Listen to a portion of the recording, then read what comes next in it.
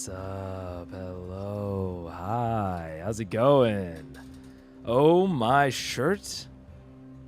Uh-oh, my shirt is getting picked up by the chroma key. That's not great. Let's just turn that down a little bit. Ooh.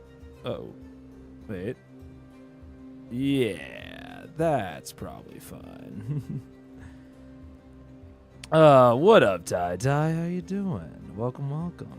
Playing some TFT. TFT is a game that I have always been incredibly tempted to play.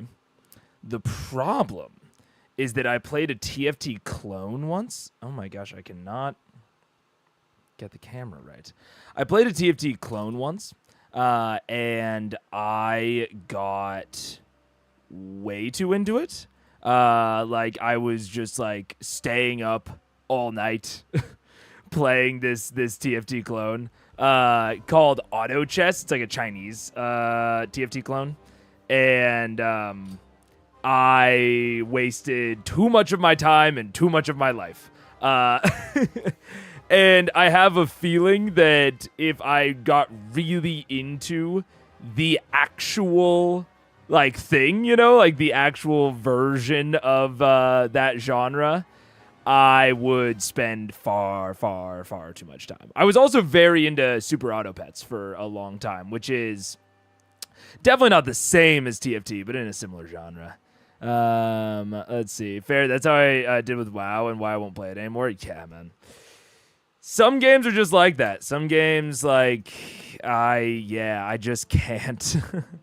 I can't touch because of what they will do to me when I do. Let's see. OMG, I love Super Offense. Dude, it's a great game. I found out about SAP from, I think most people found out from, like, NL, like Northern Lion. I found out through a YouTuber called Stans. I started playing it. Paige really likes SAP too. That's like one of the few games that me and Paige both really like. Love Stans? Hell yeah. We love Stans, dude. Oh, man. Let's see. Stans was the first streamer I ever watched actually live. I've always been a VOD frog for streamers, but Stans was the very first one that I ever watched truly live. And I've been there ever since. Let's see. Just got to get everything looking right, looking nice and pretty. I think this is we're kind of gonna test out something similar right now to what I want to be like a new format. I added a new a new bar with some words in the title. Oh, character budget is negative 273. I have to fix that going negative at some point, but not yet. But we're going to try out a slightly new format that I'm going to call, at least temporarily, office hours.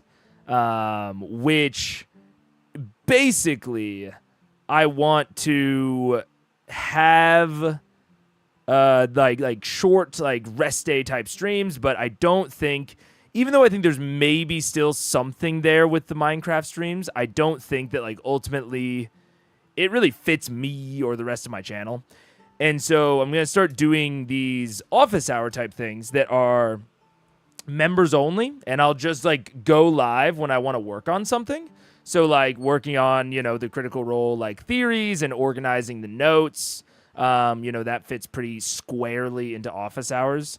And then for these, like for the notes and stuff, I'll post those at the Critical Role playlist afterward. But I'll cut it down. So in between working on the theories, we'll just do like some like members only kind of like hanging out, maybe Q&A type deal, questions, advice, kind of like we did last members only, or last Critical Role theory stream, where there was like some Q&A in between. I really liked that. That was like really fun for me. And that kind of gave me some inspiration for what I think I kind of want the whole thing to be. So if I'm live with office hours, like, generally it's going to be a lower talk thing. And I think I'm going to institute for office hour streams a certain character budget. So basically, I will work on whatever I'm working on, whatever I need to work on that day, whether it's, the theories, whether it's like speaker or like whether it's like programming the bot, stuff like that. I'll just work on it that day in office hours. And then if, people come in, we can chat about things, and I will basically unlist the entire thing unless there is something specific to another series. So, like, if there's something, specific to Critical Eyes, I'll trim down the video and post that into the Critical Eyes playlist. So, yeah. But otherwise, any Q&A, I mean, it's obviously not fully confidential. Anyone could always clip things. Another member could, like, clip something. But generally, it's going to be, like, kind of, like, non-posted afterwards, like, non-VOD. Type stuff, so that it can be a little bit more personal, Do office hours make you Professor Megaphone? I really, dude, me and Paige were really going back and forth on what to name it that gave it the office hours vibe, but without making me Mr. Megaphone or Professor Megaphone, or I wanted to name it like GM hours. Like, none of it feels right. Like, none of it captures the office hour vibes without making me into a professor. So I guess that's just what's gonna happen. I guess that's just the inevitable road that we're taking here. But with that all kind of said, we'll go through. Oh my God, we haven't done. Was the last theory stream really 47? I feel like it couldn't be. I feel like there's no way that the last theory stream was 47. That I guess that was only 5 episodes ago, wasn't it? Holy shit. How time flies. How Critical Role flies. I feel like that was, it was episode 47 and before. Damn. I feel like this was so long ago in the plot. I feel like so much has happened since in only 5 episodes. That's wild. That is a retrospection I do not like to take. Holy shit.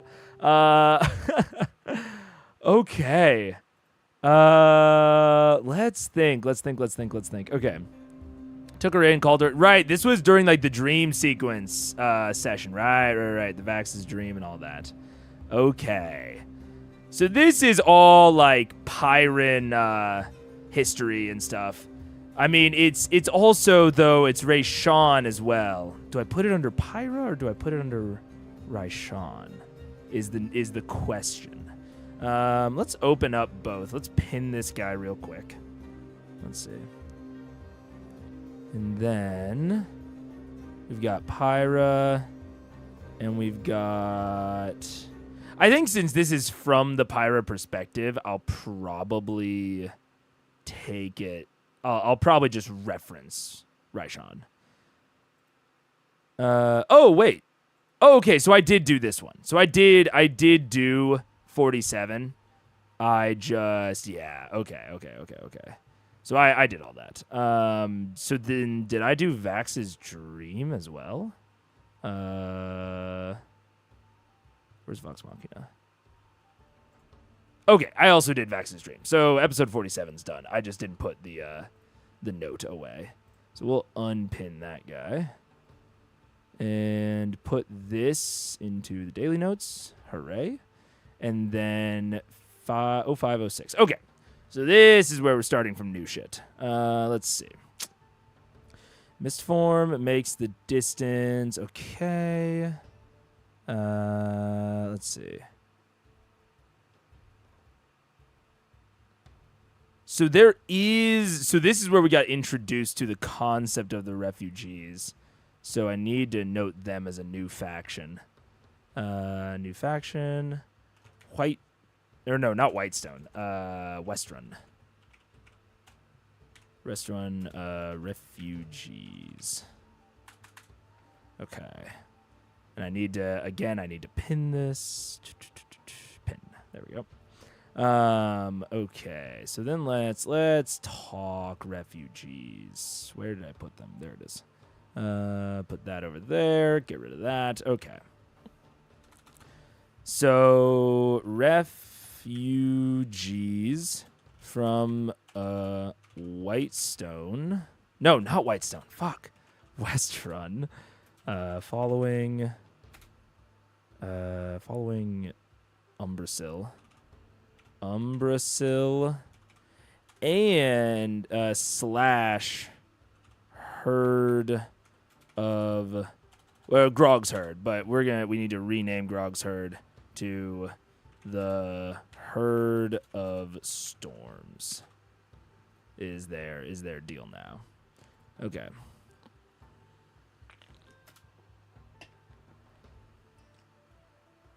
Let's see. Fled following the takeover. There we go. Okay. And I think that's most. We also have Pike's grandfather as a new NPC in the apparent allies camp. That'll be grandfather. We don't know his first name. Or maybe Wilhelm is his first name. Grandfather Wilhelm. Grandfather of Pike.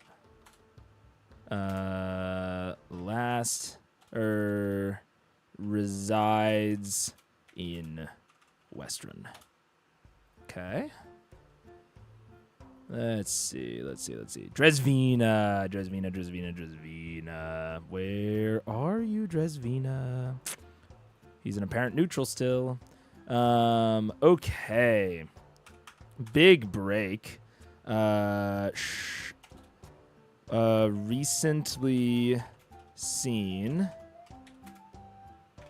And he was recently seen in 0506. 0506. With Westrun refugees. Let's see. Okay.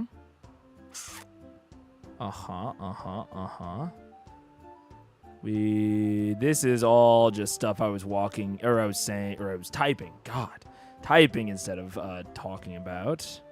3 dragons. Oh yeah, there was something a little bit interesting here. I remember this now. There was a small comment that Matt made about 3 dragons tearing through the city.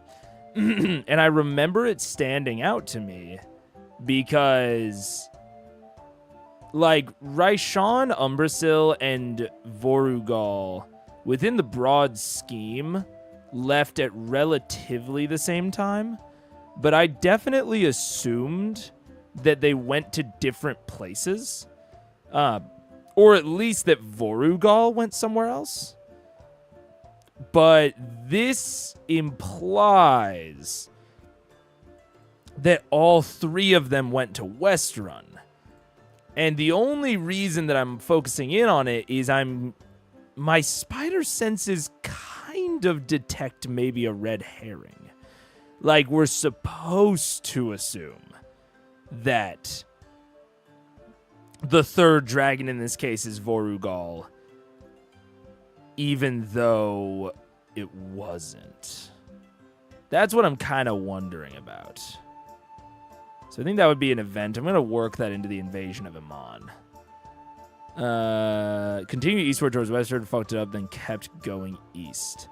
Matt mentions that 3 dragons tore through the city of Westrun in 2024 0506. Yeah. I had thought that Vorugal went somewhere different than Umbi and Rai.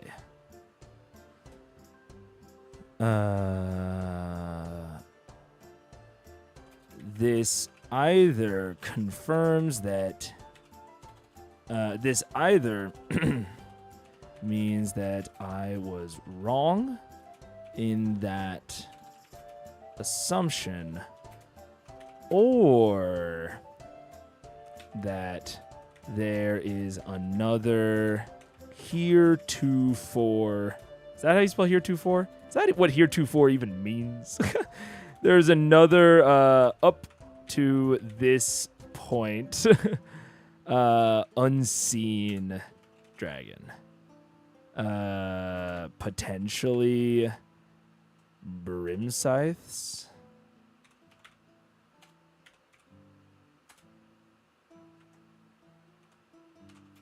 Replacement? Okay.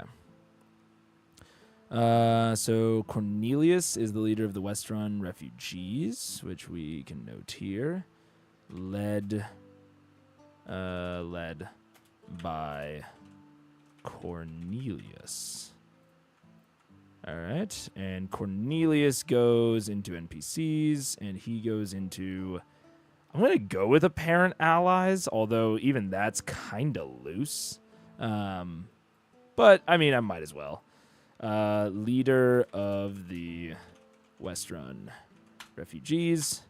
Vox Machina saved his brother, but he honestly didn't seem to overly care.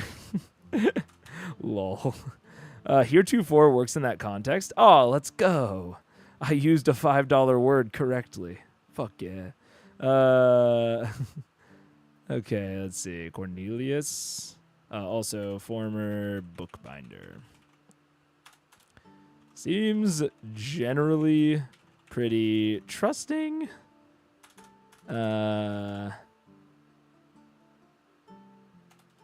Trusting either in general, or he holds the words / opinions of his people in extremely high regard. Scouting party. Saved his brother. Wait. Cyrus.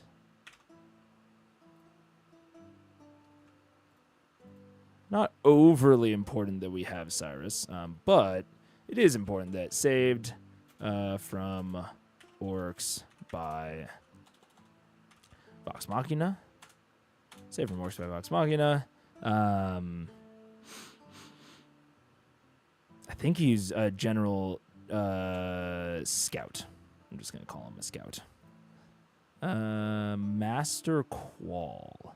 Ostensibly Dresvina's master. Definitely not ostensibly. When I first wrote that, probably. But definitely the master. Master Qual.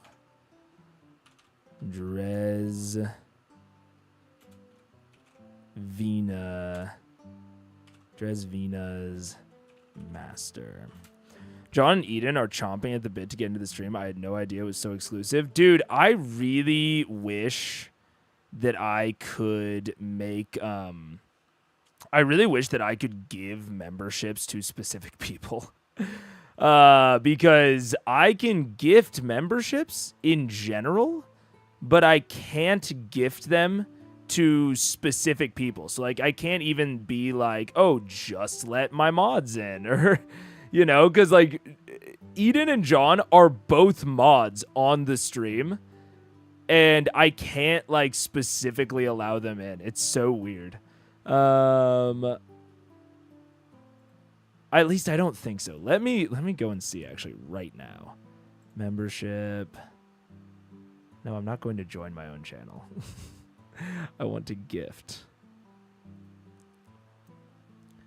Oh, that's so funny.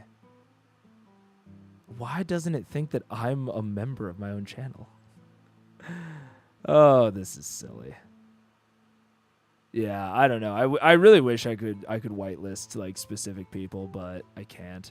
I am thinking about reworking the tiers, because I really want for like 0.99 to be giftable.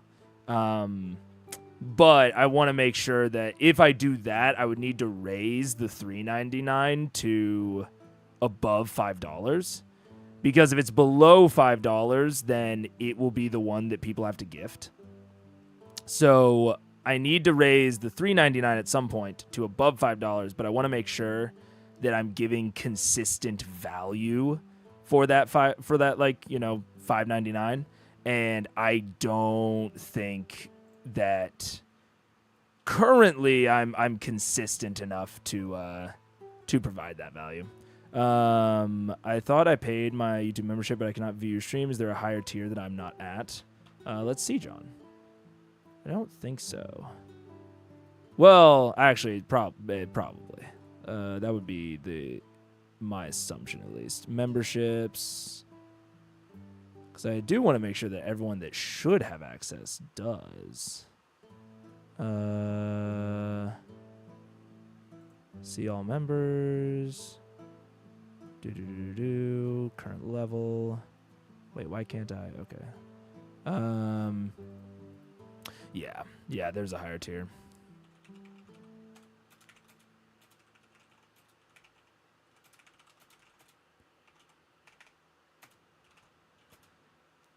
Yeah, I'm just gonna tell John what's up.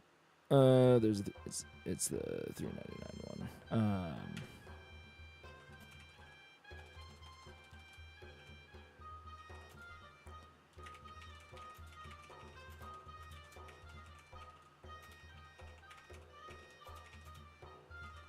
The memberships, especially.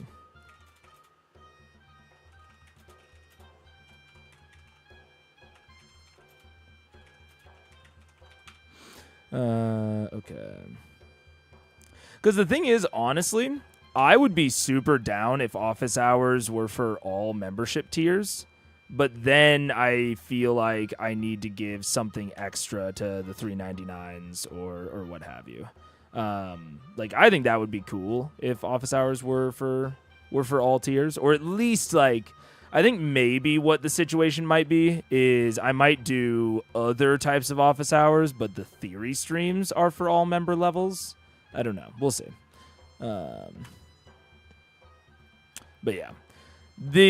I'm very nervous, or not nervous, but I'm going very slow on reworking the memberships, because it's been in my head for a little bit that I need to do it, but I don't want to go too fast, which I think I did with the with when I originally put out the memberships. I went too fast. I didn't like go slowly and consider what I really needed to do. And like what type of work it would be. So that's the sort of thing that I want to go slower on and make sure I can really commit to whatever I promise if I change those levels. But anyways, Master Qual. Ostensibly Dresvina's master. Yeah.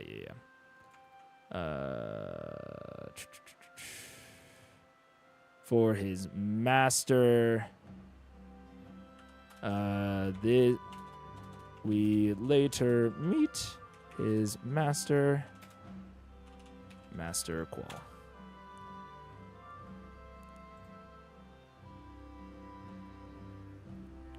Got second in my TFT. Now I can be a chatter again. Hell yeah. Oh, that's funny. Let's see. Master's house. Oh, yeah. So his house is right by the fountain crossroads. I don't think that will be important, but we might as well write it down. It's kind of fun. In Westrun. So he's a Golomancer. He's a Golomancer. Oh yeah, and then I had a wild theory during this stream, which I gotta put in. Let's see, new note. Okay, weekend at Thordax. Weekend at Thordax.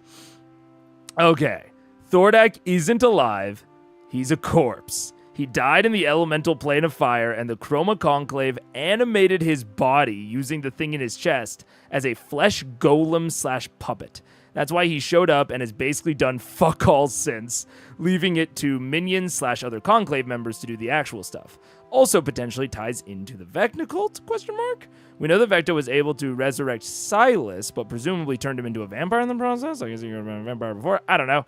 A resurrected Thordak might not be tied by the soul anchor anymore, thus why he could leave the plane despite the soul anchor. So possibly brought back via Golomancy or Necromancy. The thing in his chest makes me lean towards Golomancy. And especially, Thordak isn't alive. He's a corpse. He died.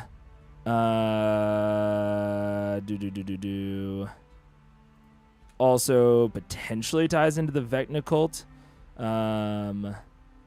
That's a little bit looser. I don't know.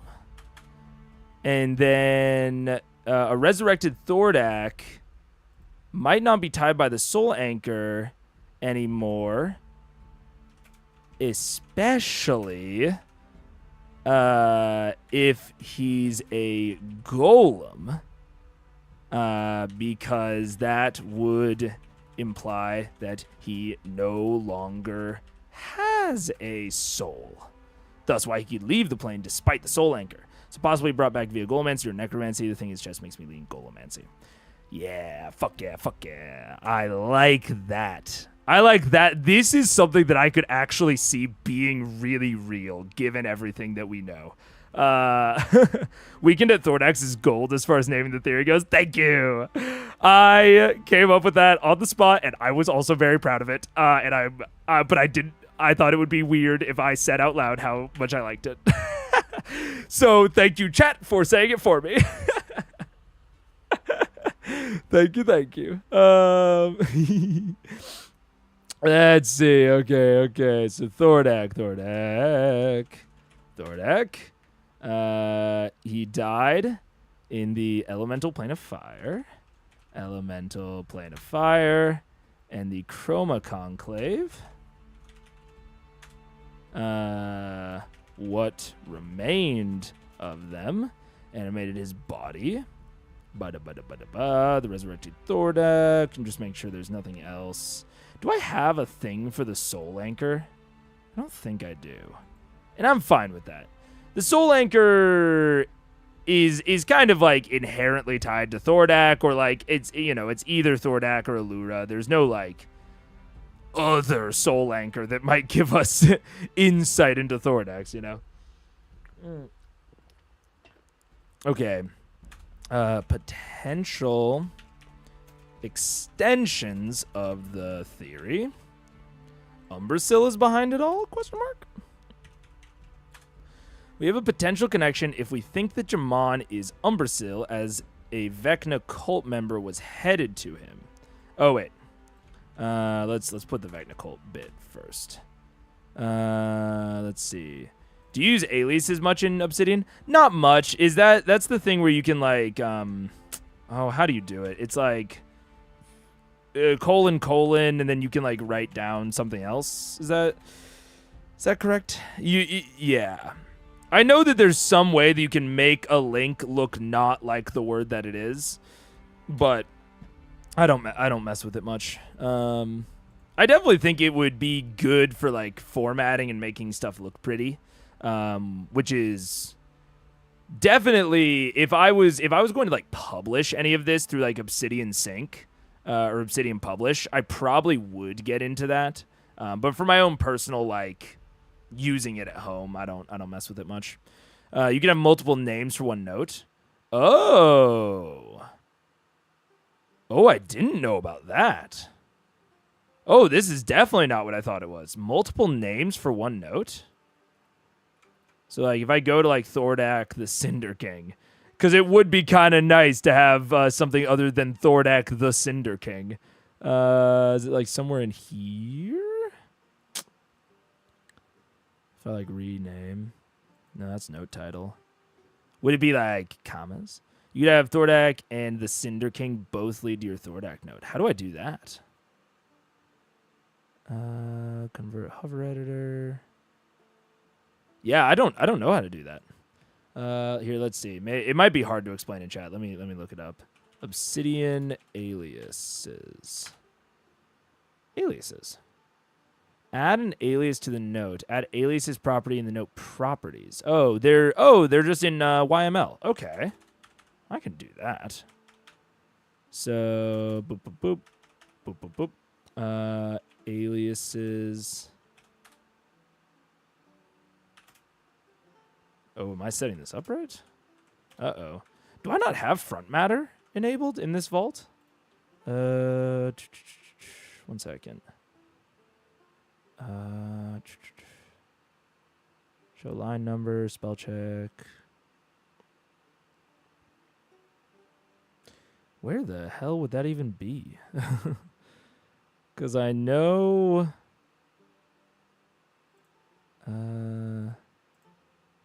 It's not in here, is it? No. That'd be weird. Random note, search, slash, slides, sync, unique note, workspaces. Where the hell? Because I found aliases right here. Oh, you guys can't see that.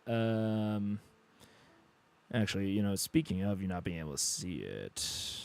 Doop, doop. There we go. Let's see. So I got aliases, but there are several ways to add properties to a note. Add a file property via the command. Type dash dash dash. Yeah, I want to just type dash dash dash. Properties. How do I enable properties? Uh-oh. Okay, so I know that I have properties in my main vault that I just normally use. But oh wait, it is it doing it?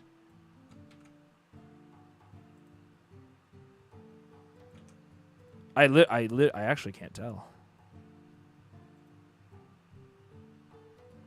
This is weird. Okay, let's just try it modifying it down here. Oh no, I can't. Something is fucked up. I don't know why I can't use front matter. Okay. I'll look into this off stream because I'll probably just do I know Hans. Cuz I definitely like if I just go into like my main vault, like I definitely have front matter on specific stuff. For me, properties are just a drop down. They're a drop down. Oh, interesting. That's not even how they are on mine. Like I have. So is this a leak?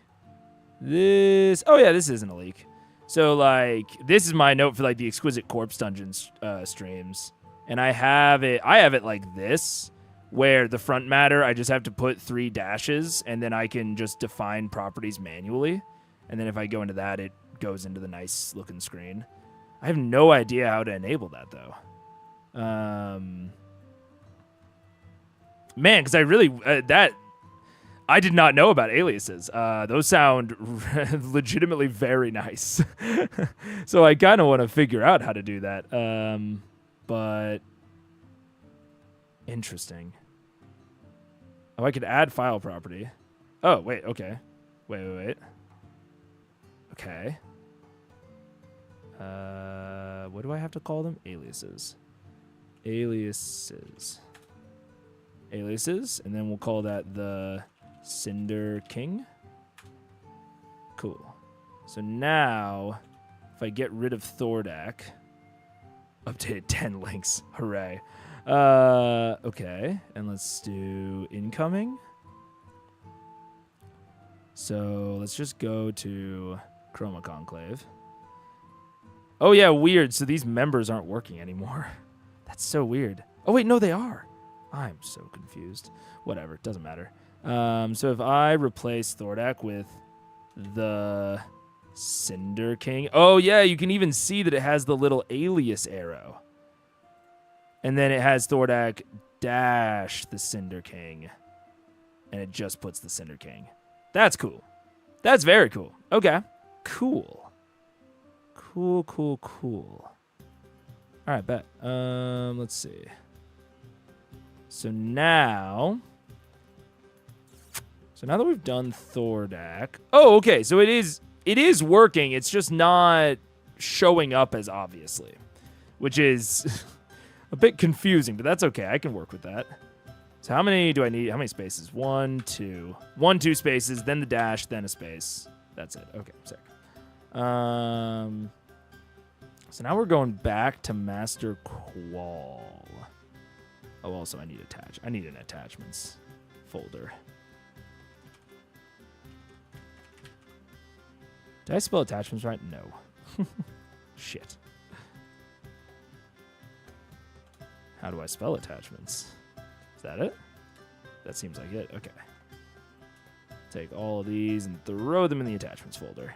Okay. Master Qual. Master Qual, you say? No, he's not an apparent ally. He's apparent neutral. Did I put him into apparent allies? No. He's right there. Interestingly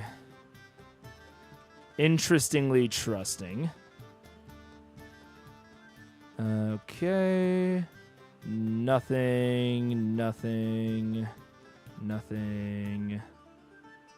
Ioun symbol. Ossesa's mate. Basilisk. Text. Tyriok the Mapmaker. Parent ally. He might come back.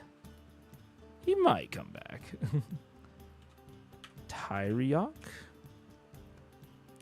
Mapmaker. Yeah, I like using them. Yeah, that's cool. I like that a lot. Let's see. Mapmaker, make me a map. They find him unpetrified at the Ioun obelisk. Vox Machina saved from eternal petrification at the Ioun obelisk in the Frostweld. Okay. Vax has a vision of one large darkened structure in Vasselheim. Definitely the Temple of the Raven Queen. Yeah. Okay, cool. That's that stream. It's interesting because there actually hasn't been, at least from my perspective, there hasn't been like a ton of theory fodder in the past few. That's why I've been kind of okay. Oh, I literally didn't take any notes here. Got it. Okay. That's why I've been kind of okay with not doing a theory stream for a while, because it just hasn't really felt like there's been a ton of theory stuff. Umbrasyl might be more willing to let the herd rule in Westrun, since Umbrasyl's human alias still has duties in Marquette. Yeah, so this is a thing. Oh, and then there's a lot. Okay. There's a lot on this one. We'll pin that. Pin it. And then let's go to Umbrasyl. Let's see. Parent enemies. Umbrasyl. All right. struck a deal to co-rule Westrun with the herd of storms. With the herd of storms. Small theory that Umbi is more willing to do this because their human alias still has duties / responsibilities in Marquette relating to the Umbracill's humanoid persona theory. Okay.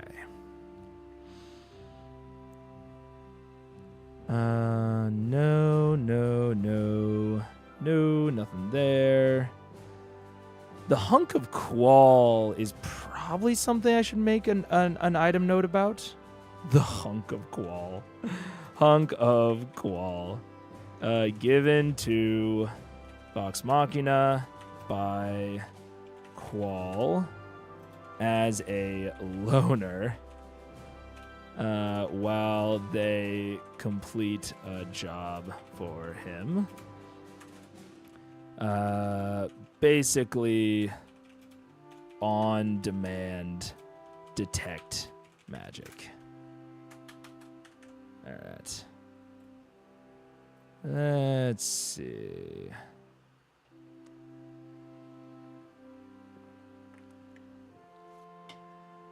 Let's see.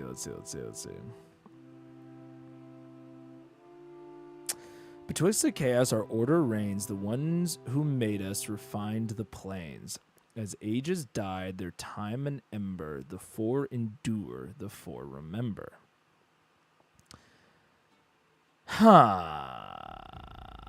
That is kinda interesting, ain't it?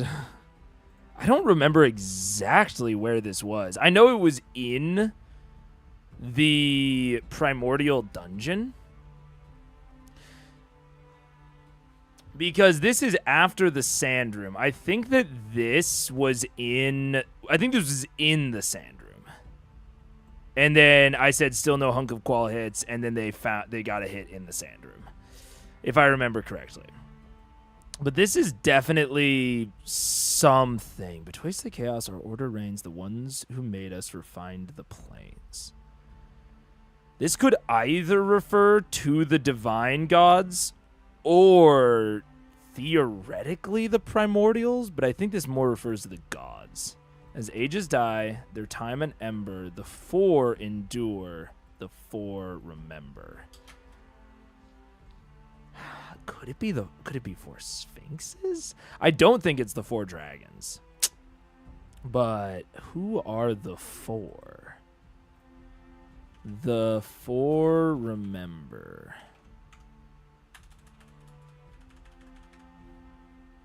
In the primordial dungeon that led to Osisa's mate, the party found this text.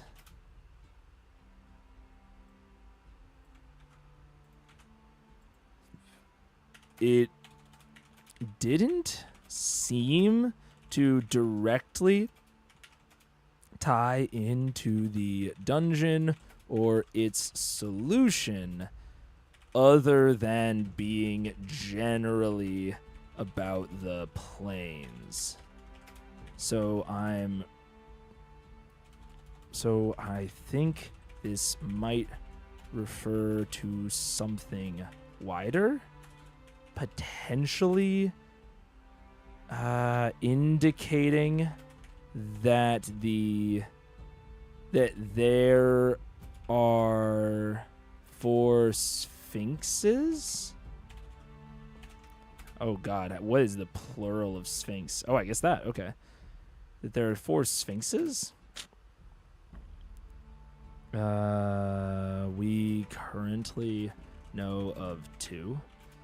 That's all I can really think of here. Here. It's a little bit interesting. Okay. What is his name? I like Dosiso. Behind Dosiso. I'm about to find out what he is. Wait. Okay, wait. Oh, I didn't write it down. Fuck. Was it Kamal Jaori, I think? Oh no. I think it was Kamal Jaori, but I actually might be misordering things. Kamal Jaori?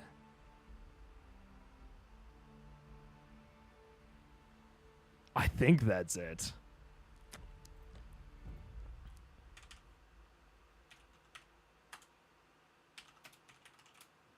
Oh no. Correct me if I'm wrong, or I guess I'll generally know. Let's see. Gave Vox Machina the Myth Carver, which is, you got it? All right, sick.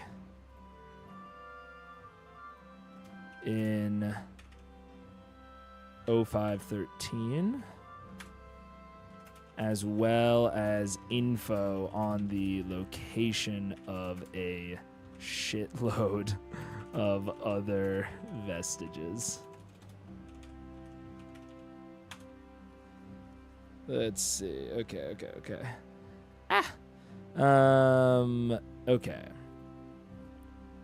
Myth Carver. It is a barred weapon. Currently being wielded by Scanlan. Should that be an alias of Osisa's mate? Nah. I'll use the aliases occasionally, but probably not that. Probably not that extensively. I might eventually, but at least not right now. Barred weapon currently being wielded by Scanlan. Buffs. I believe it buffs Bardic Inspiration. Gives debuff to saving throws on hit, and also does extra damage, I think. If I remember correctly, and I think it's a longsword.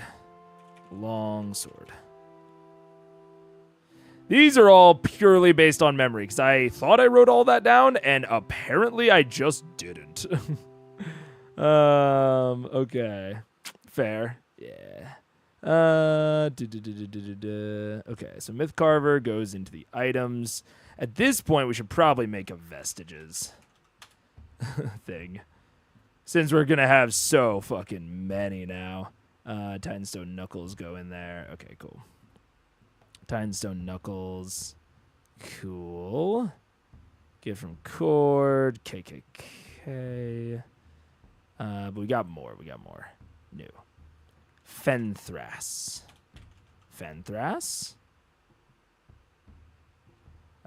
This needs an alias. This aliases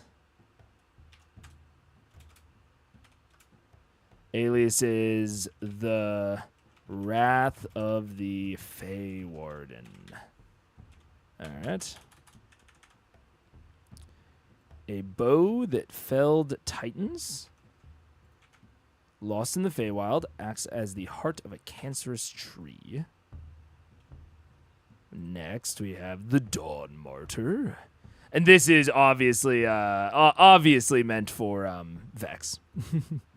Clearly and directly. And I also think that that's probably where they're going next, is potentially after they take out Umbrasyl, they are going to go into the Feywild to both see the twins' dad, as well as get Fenthras. Dawn Mortar.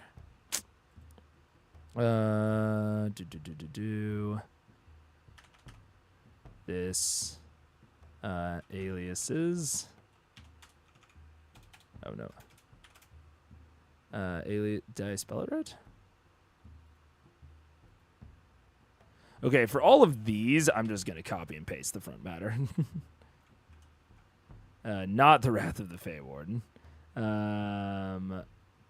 It is Beacon of Protection to the Chosen of Pelor. Can I put a thing in there? I can. That's interesting. How's that work? Oh, it doesn't. Okay. Well, okay. That's fine. The Chosen of Pelor. Gathers dust on a wall. Sick. Gathers dust on a wall in the city of Brass. We'll go ahead and make a little note for the city of Brass.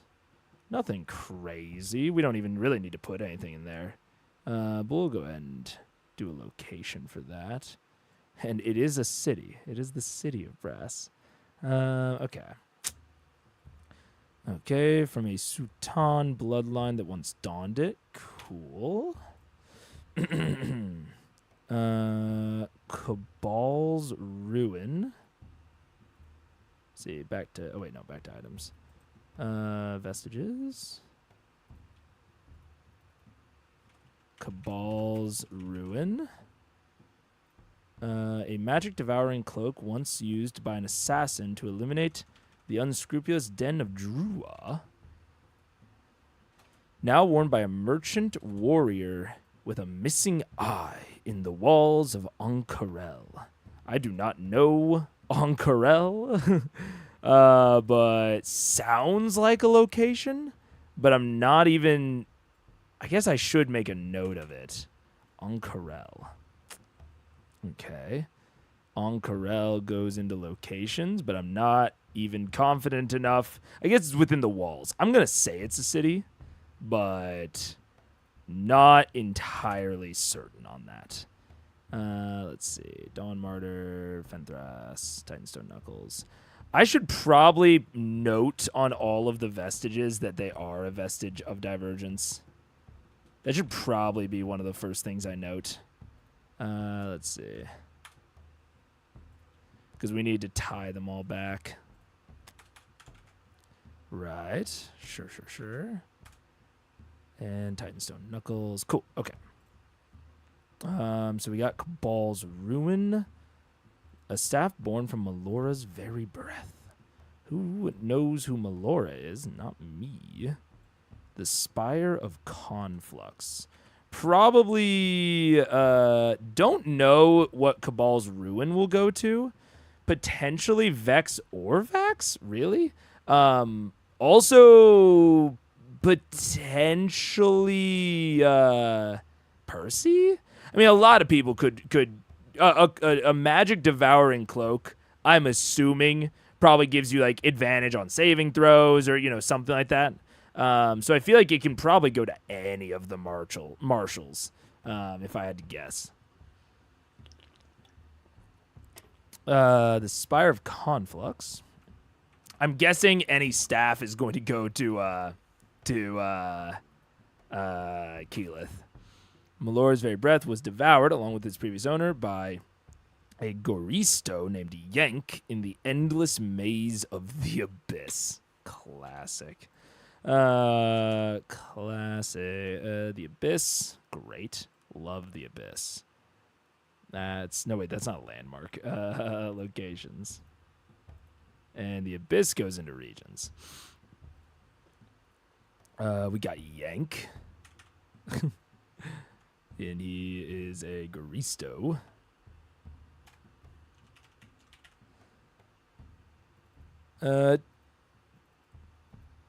We probably don't even need to note that. I probably won't note Goristo here, but I'll note it here. I don't know what a Goristo is, but we're going to make a little thing for it. Goristo. So Yank is a person. We're going to, or you know, they're an NPC. We're going to say apparent neutral just because I have no, oh wait, no, I put Goristo in there. Fuck. Garisto, I think, is a species. And then Yank goes into neutral. There we go. All right. Garistro does have that R. It has that R. What? Goristro? Oh, Goristro. I see. There we go. Okay. Okay. Yeah, like I said, don't know what the fuck a Garistro is, but the Titanstone Knuckles. Yes.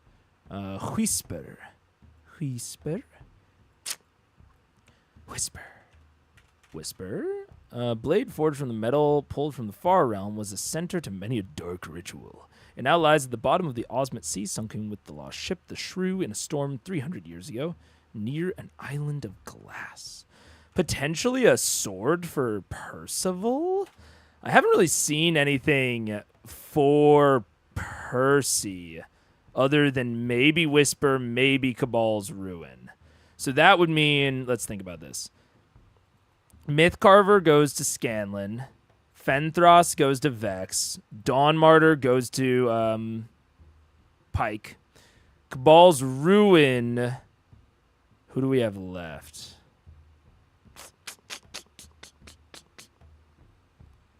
Yeah, I think Cabal's Ruin goes to there. We have too many. We have extra. I'm gonna say Cabal's Ruin goes to no one. They're gonna make friends with the Merchant Warrior.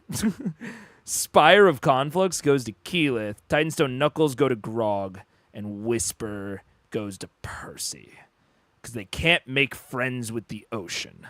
So Whisper will go to Percy. And they're going to make friends with this Merchant Warrior.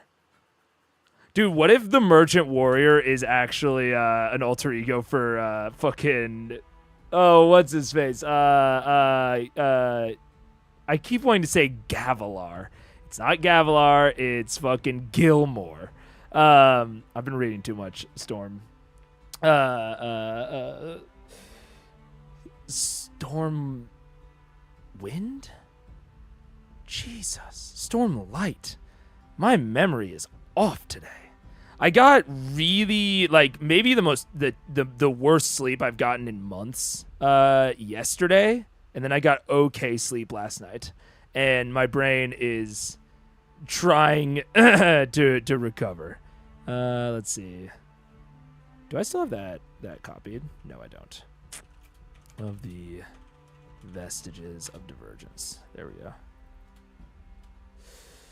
Stormlight. Also, don't forget to mark the Spire of Conflux. Yeah, true.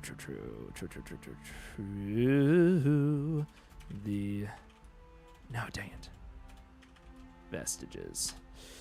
Sorry, I'm mostly lurking, listening while being at work. No worries. Stormlight. Yeah, Stormlight. Okay. Vestiges. Deathwalker. Okay, cool. All of them are Vestiges. Next. That's it. Okay.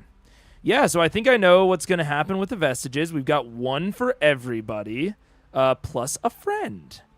And isn't the real Vestige the friend we made along the way? I think that's just true.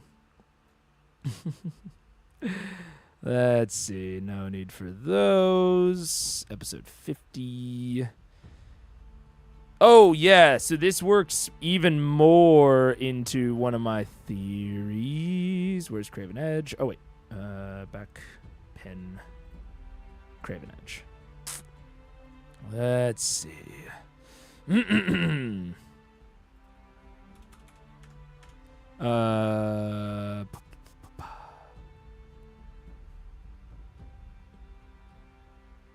Grog feels the same feeling that he felt when he died during the Kavarn. Why am I typing this all out? There we go.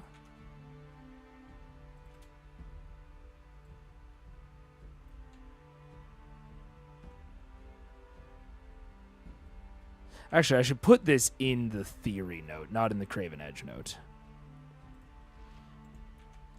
Grog feels the same feeling that he felt when he died during the Kavarn fight,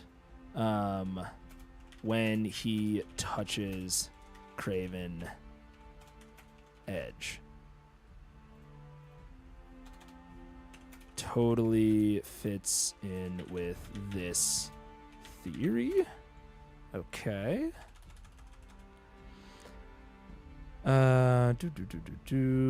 Raven Queen versus Orthax.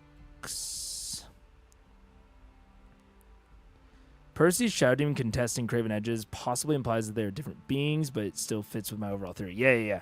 So when they are resurrecting Grog after Craven Edge kills him, Percy's shadow and Craven Edge's shadow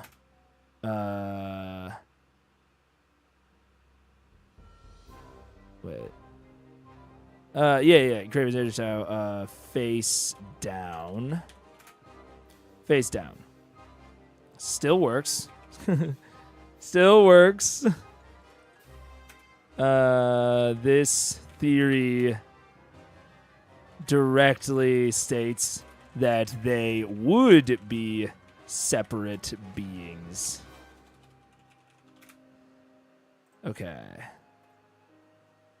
Pike did a restoration on Craven Edge. Some dude made a deal with something he didn't understand. I should put this into the Craven Edge theory. Or into the Craven Edge block. Okay. Some dude made a deal with something he didn't understand and was cursed with overwhelming hunger, then trapped within the blade.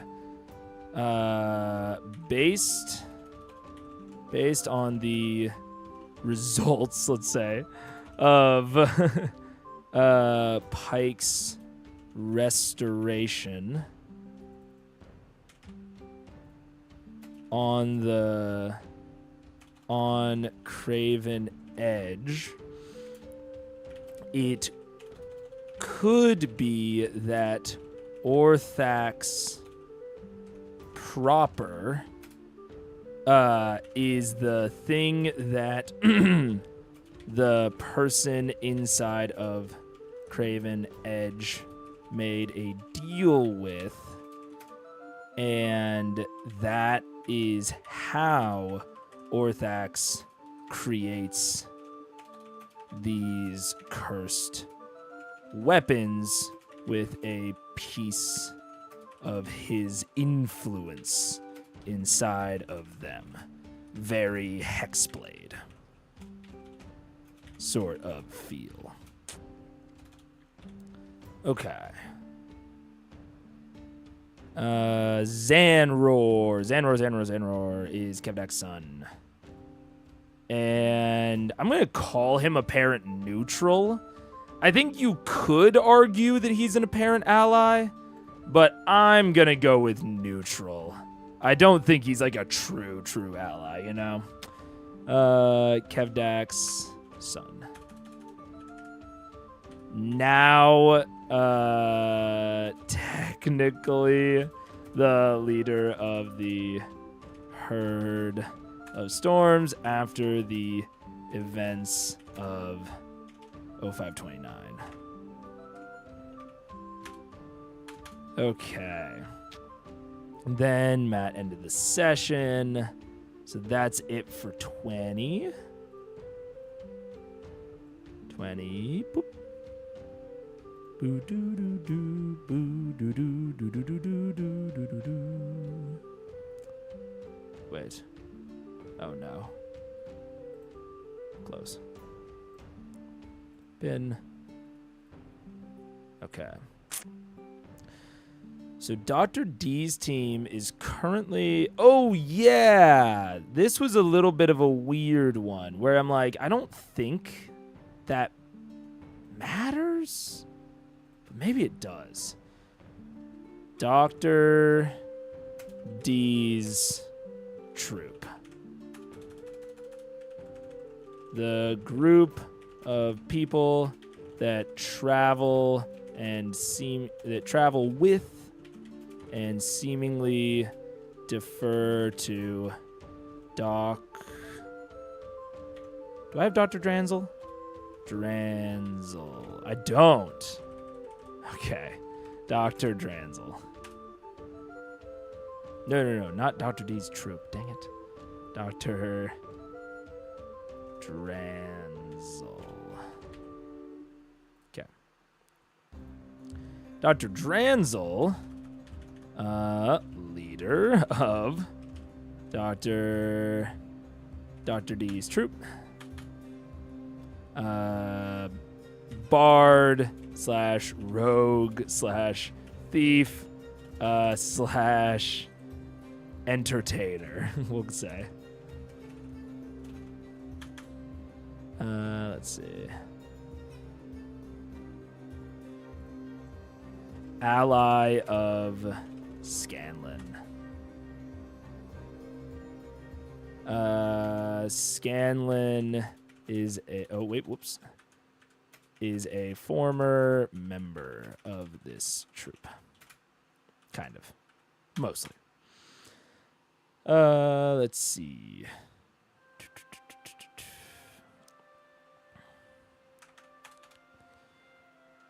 Dr. Dranzel mentioned that the rest of the troop was on their way from Kymel. Feels like it could be significant, but I'd have to go back to the last time we saw Dr. D to see if there's anything suspicious. Or last time we saw the troop. I don't know what the fuck Kymel is, but we're we're putting it on there. Let's see, locations. Don't know what the location is yet, but it's on there. Okay. Mentioned in episode 48. Oh, that's right. Someone told me. Let's see. Let's go check it out. Critical Role Campaign 1, episode 48. Okay, let's mute the music real quick. Make sure the browser's on. Okay. This is muted. Nerdy ass voice actor is. Okay, let's go see. Now, if I just search it and they just mention Kymel, then we're kind of just chilling, you know. Let's see. Kymel. Aha. What is this? So as you continue pushing south from Westrun, you see the distant pillars of dark smoke that smoke driftily. You continue traveling for the better part of the day, eventually coming up alongside the Silvercut Channel, which is the river that comes down and cuts through near Craghammer to the west of Westrun. It goes past Kymel and eventually heads down towards this direction. So Kymel is to the west of Westrun. We would assume. West, potentially southwest. So west, or potentially southwest of Westrun.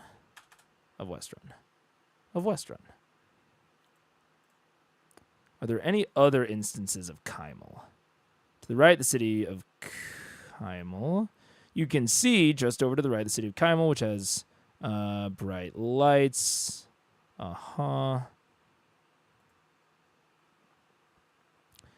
Many went to Kymel, but they're at capacity now. So a lot of the refugees went to Kymel. A lot of refugees. Interesting. Okay. Let's note that. Some went to Kymel, but they are at capacity. So the rest had to camp out. Okay. And last one. Currently, there's no space for us in Kymel. Interesting. Interesting that they were in Kymel, like Dr. D's group. They were in Kymel, saw the refugees, and then came to Westrun, which is, you know, assumingly where the refugees came from. What are they trying to do?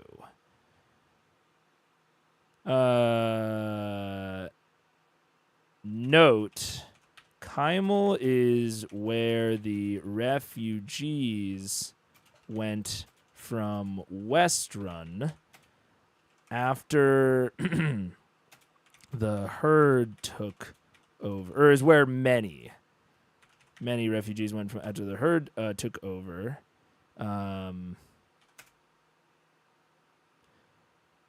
Dr. D was in Kymel, assumingly experienced, or assumingly was around for the refugee influx, or that's unflux, influx, and then traveled to Westrun, but not even as an entire troop, implying that the rest of the troop either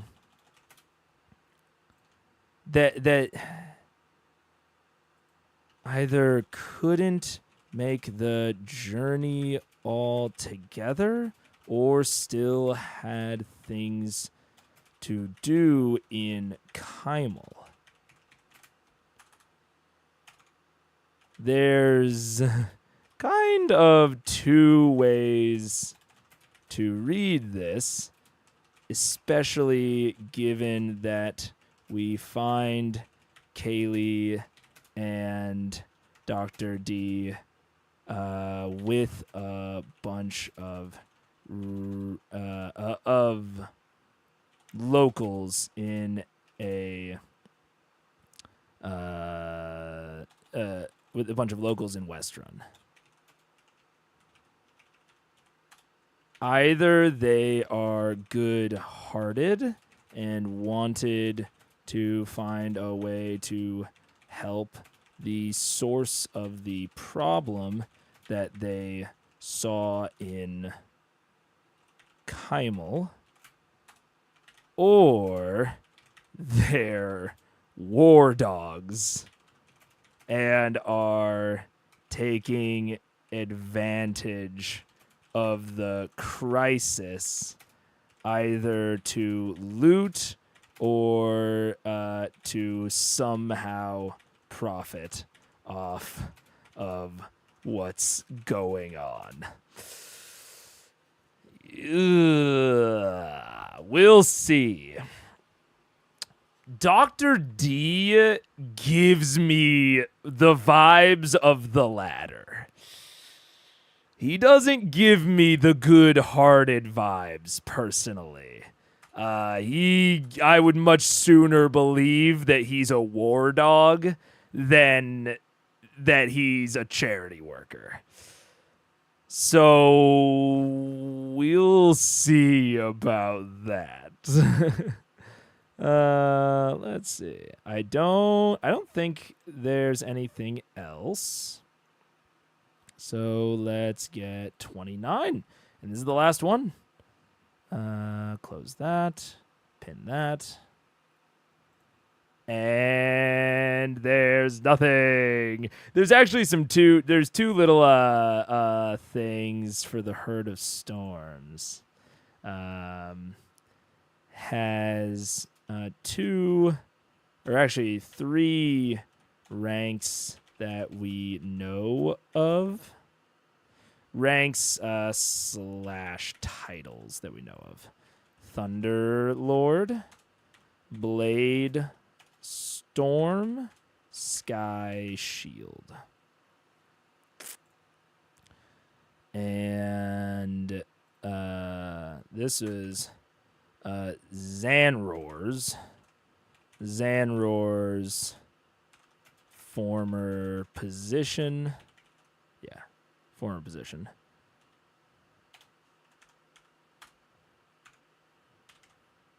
Kevdax, former position, now Zanroar. Okay.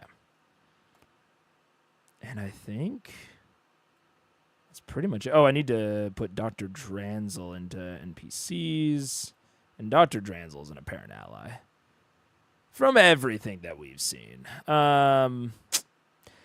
Yeah, and honestly, since 47, it's been pretty narrow. Like there's a few things like the for remember bit.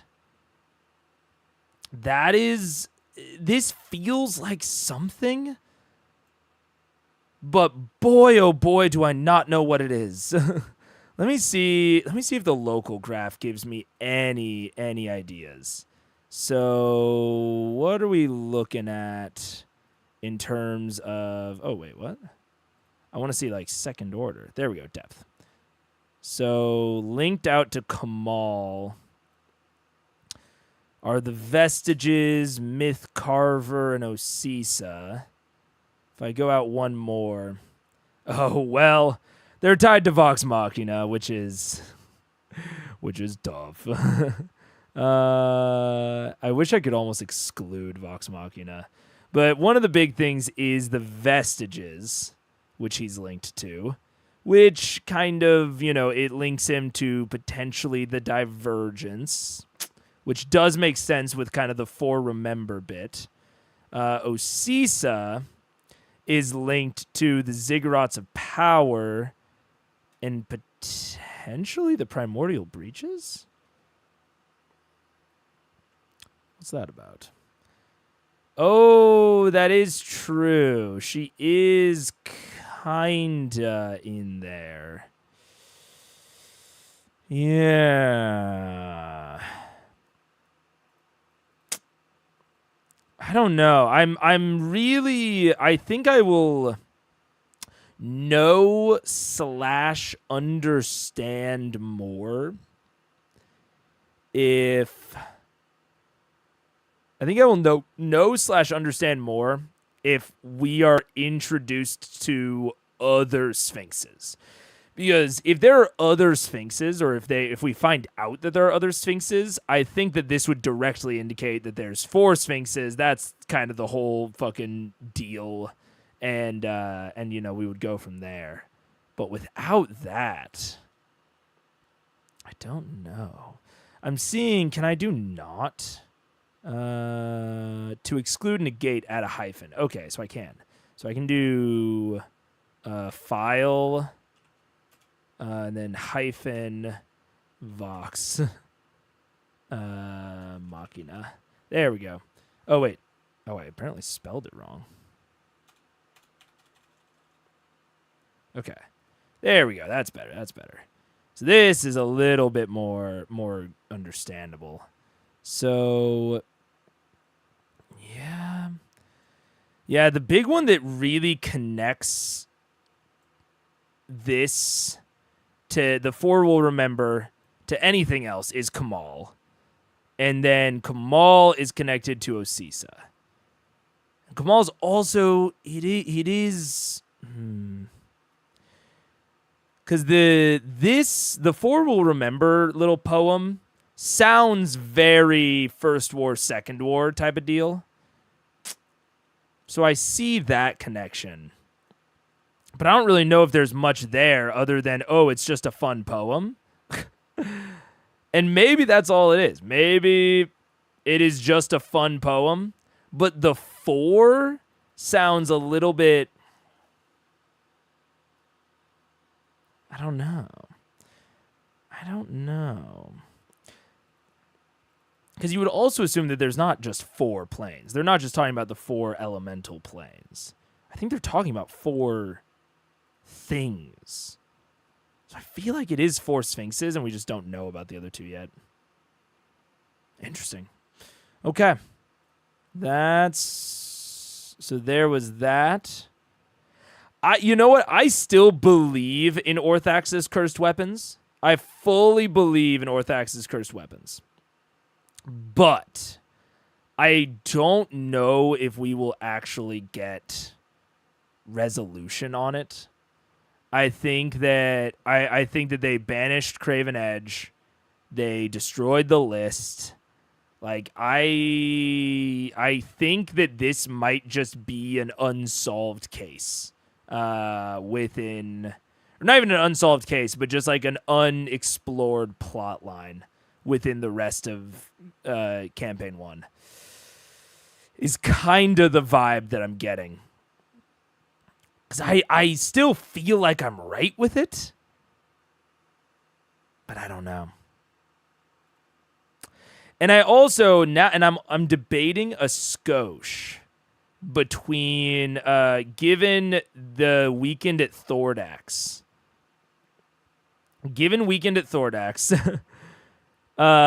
Which potentially, like, a weekend at Thordax much more ties into, I think, the Vecna cult, and potentially what was the other thing that potentially tied into the Vecna cult that I was thinking about?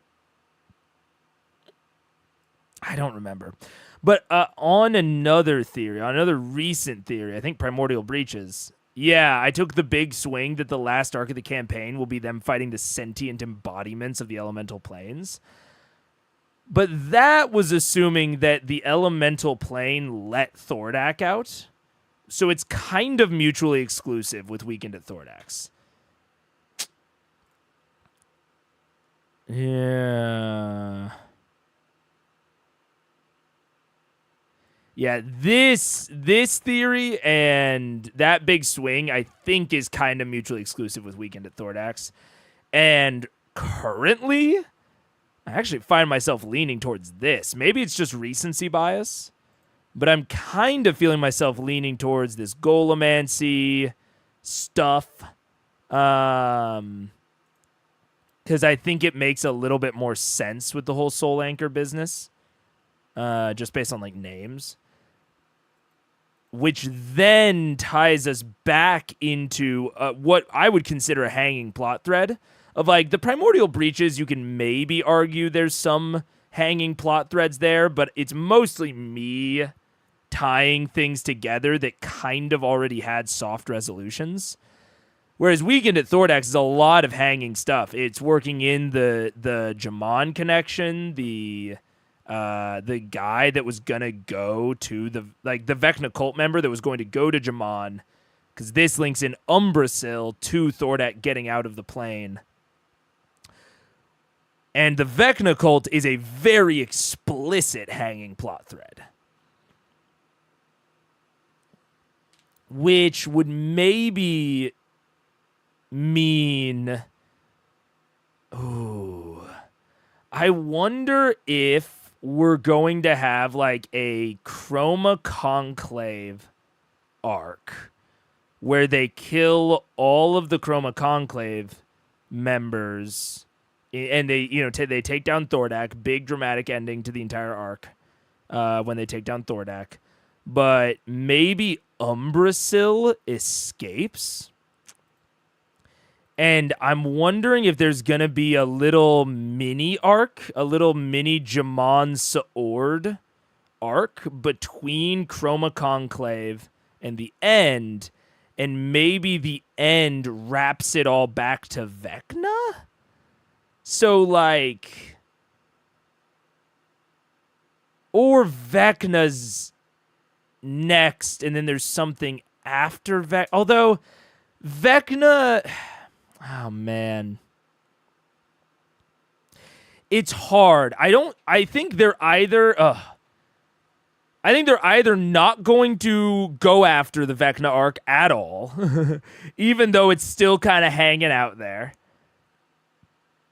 it's going to be a mini arc where they basically just stop her from coming back, and then we go into the primordials, because I think that could be a thing of they stop Vecna from coming back after Chroma Conclave, involved with like a Jamon arc. Like Jamon's trying to do the same ritual that the Briarwoods did to bring back Vecna, and they do a mini arc to stop Jamon. In the process, they figure out how to reverse the black hole ritual. And so they lock off that, they lock off the other one, and the Arcana Panisophical kind of takes responsibility, and they say, okay, we'll do the reversal thingy, forever. We'll keep Vecna stuck in their cage. And then we go into the final arc through all of this, rift meddling. That's how the primordials come back, and we do the last arc with the big primordial people. Alternatively, after Chroma Conclave, Umbrasyl escapes. He doesn't get taken down with the... both of my predictions involve Umbrasyl escaping, and then there being a Jamon Saord mini arc where he's trying to get back Vecna. And the difference, where they diverge, is does Vox Machina stop him or not? I think if Vox Machina stops Jamon, we go into them fighting the sentient embodiments of the planes. If Jamon succeeds, he might even give his life in the attempt or like as part of the ritual. And then the avatar of Vecna is brought into the material plane. But oh no, they're weak. They need to power up by fucking eating people. by killing people and absorbing their power. So Vecna flees. She doesn't want to fight. He. I don't know what gender Vecna is. They don't want to fight Vox Machina at the moment. So they say, fuck you, I'm out. And they go and they start traveling around, eating people and gathering the other, like the Vecna cult members that are scattered around the world. And now Vox Machina has to chase/hunt Vecna as Vecna gets more powerful. And then eventually the campaign ends with them fighting Vecna. So that is my prediction, is we are going to finish Chroma Conclave, Umbrasyl escapes, Umbrasyl/Jamon. Umbrasyl/Jamon tries to get Vecna into the material plane. VM either wins or doesn't. And if they win, we go into fighting the elemental planes. If they lose, we fight Vecna. And whichever one of those will determine the last arc of Vox Machina. That's my prediction. I think. And that is also me thinking that there's 2 arcs left. I could be totally wrong about that. Because I don't actually know exactly how many episodes are left. I think that Vox Machina has under 100 episodes. I could be wrong about that. My gut is that it's somewhere in the 80s or 90s. So that's why I think there's about 2 arcs left. Well, finishing Chroma Conclave and then 2 after that is about my sense. And I think that the one in between Chroma Conclave and the last one will be relatively short. I think the Jamon arc will be on the shorter side. Not quite as short as like Vasselheim, but shorter than like Briarwoods or Chroma Conclave. Yeah.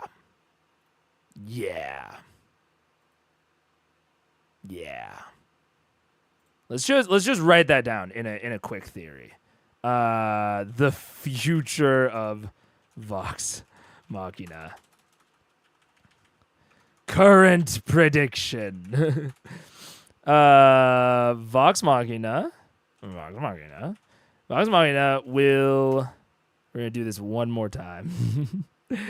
Vox Machina will defeat all of the members of the Chroma Conclave except for Umbrasyl. And that's how this arc will end. Umbrasyl / Jamon will attempt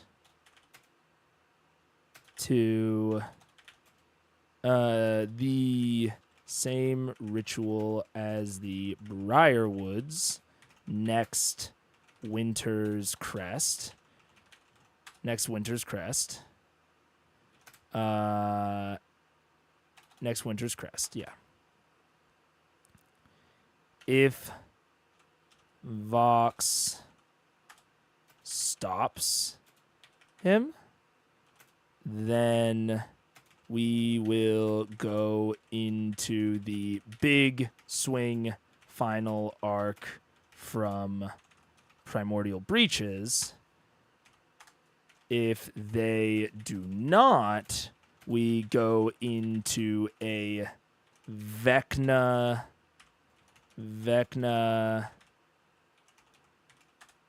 chase / hunt arc leading up to fighting Vecna as the big final fight of the entire campaign. Potentially them winning stabilizes the material planes. The material planes fucking portal problems. I.e. Primordial Breaches.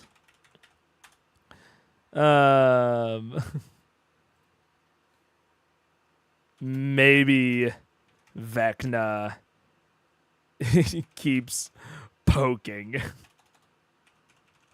at the material plane, causing instability. I don't know. Yeah. I'm also thinking that because Vecna's like a death demigod, right? It's like a necromancy demigod. And now Vax is hooked up with an actual god of death. And so the Raven Queen, now that he's her champion, she might direct him towards like the divine task of taking out Vecna. Because like actually, you know what?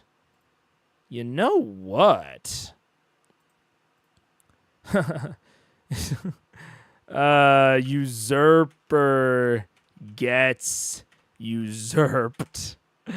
Oh wait, that's not. There we go. Usurped.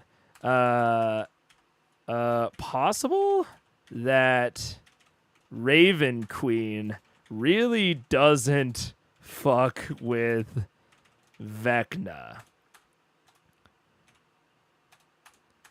Maybe even Vecna followed the same steps / strategy that the Raven Queen used to ascend. Used to ascend. In the process, they would have had to oust the Raven Queen, and the Raven Queen is potentially the reason / source, or the reason that Vecna didn't fully ascend to godhood. So now they got beef.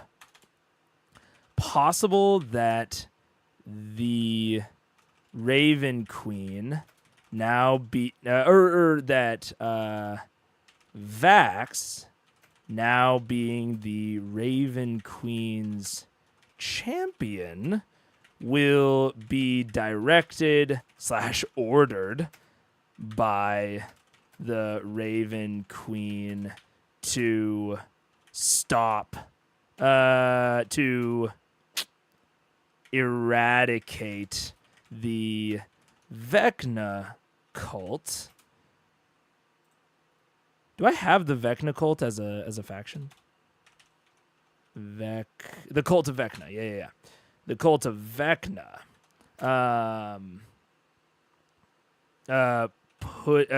Putting the team back on the cult's trail through divine clue giving. Yeah, that could happen because Vox has been really off the fucking trail, which is why I keep thinking like, okay, are we just done with Vecna? Because seems like a pretty big thing that we just kind of left in the Briarwood arc. Seems like a pretty large thing to just leave. But they don't really have anything to get them back on the trail of the Vecna cult. Besides Jamon, which is why I keep coming back to Jamon. That's been my thing, is like, oh, Jamon is Umbrasyl partially because of theming, but also because Jamon, just like story-wise, Jamon is our only tie back to the Vecna cult. So if we're ever going to resolve that plot line, we will need it. Vox would have needed to go to Jamon, but this actually potentially puts a wrench in that. We might not need Jamon. Jamon might not be, what Vox ends up getting oriented back with. It might be the Raven Queen now, because we can't just be done with Vecna, right? Like we can't. That I don't believe it. For it to be such a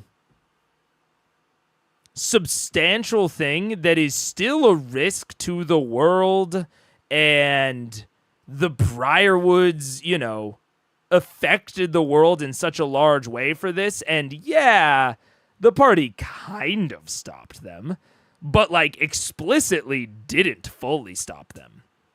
And it is well established that there are other people like them out and about, just roaming around. So I can't imagine that we're done with it. So that's why I think it's either going to get resolved in the very next arc. Like, we're going to get reoriented, maybe by the Raven Queen. We're going to get reoriented. They're going to actually resolve the Cult of Vecna issue next arc, or it is going to get brought back somehow through the next arc. Like Chroma Conclave will lead very seamlessly into the next arc, and that will lead into a final big Vecna arc that involves fighting Vecna. Because Vecna is like a good, to my understanding, like a good tier 4 villain. So I could see that.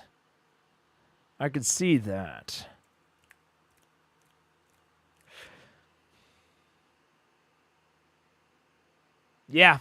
I think that's all I got for now. I don't think I can really stretch or think it out any more than that. I think that's about where I can get to.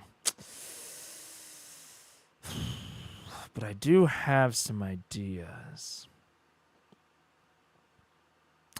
Either way, I want to I need to get myself used to, having short streams. I want office hours to generally, I want office hours to generally be shorter streams, generally help save my voice, that sort of thing. So I think I will end it there. Feel free to let me know in no spoilers in the no spoilers chat in Discord if I got any like factually like provable things wrong within my theorizing. I always have fun doing the theory stuff. And let me know as well if you have any thoughts on the kind of the format ideas that I was talking about, kind of the office hours format. I know we don't have a lot of like good examples yet, like hard examples yet of like what it would look like if it like wasn't a theory stream. So hopefully I'll be able to do some more of those soon so that you get a better idea of it. But in the meantime, I think that'll be it for me. Thank you very much, everybody, for joining. And I will see you tomorrow for Outer Worlds. It's going to be Outer Worlds Day tomorrow. We're going to start our next kind of long play game. So I will see you all there if you're interested. If not, I get it. And I will see you on Monday for Critical Role. All right. Goodbye. Have a good day. See ya.